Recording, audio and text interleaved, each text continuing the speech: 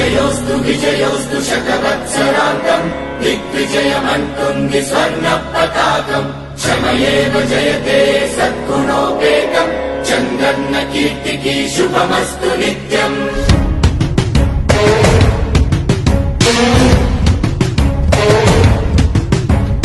విజయోస్తు విజయోస్తు శతవత్సరాంతం దిగ్విజయమంటుంది స్వర్ణ పతాకం.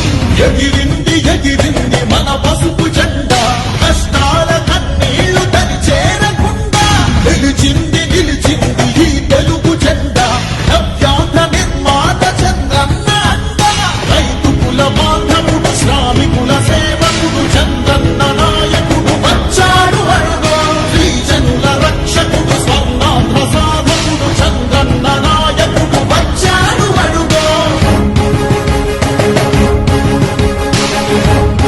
గ్రామంలో ఎన్నికల ప్రచారం నిర్వహించామన్నమాట. ముఖ్యంగా ఎస్సీ గవర్నమెంట్ వల్ల ఇక్కడ చాలా ఇబ్బందికరమైన పరిస్థితులు ఎదుర్కొంటున్నారు. ఎప్పుడు కూడా చరిత్రలో గుల్లకమ్మ ఎండిపోయిన పరిస్థితి మనకైతే ఎప్పుడు లేదు. రేట్లన్నీ ఇరిగిపోయినాయి. రేట్లు ఇరిగిపోయి ఇక్కడ ఉపాధి కూడా లేకుండా పోయింది. దాదాపు ఈ గ్రామంలో చాలా మంది చుట్టుపక్కల గ్రామస్తులందరూ కూడా ఈ చేపలు పట్టుకుంటా ఈ గుల్లకమ్మ మీద ఆధారపడి బతుకుతూ ఉంటారు. అదేవిధంగా గుల్లకమ్మ నీళ్ళతో వ్యవసాయం చేసుకుంటూ బతుకుతూ ఉంటారు. 3 గేట్లు పెట్టలేకపోయారు. కనీసం 3 సంవత్సరాలు 4 సంవత్సరాలు అయిపోయి నిరిగిపోయి గేట్లు పెట్టలేకపోయారు. మళ్ళీ 3 రాజధానులు కడతామని చెప్తా ఉన్నారు.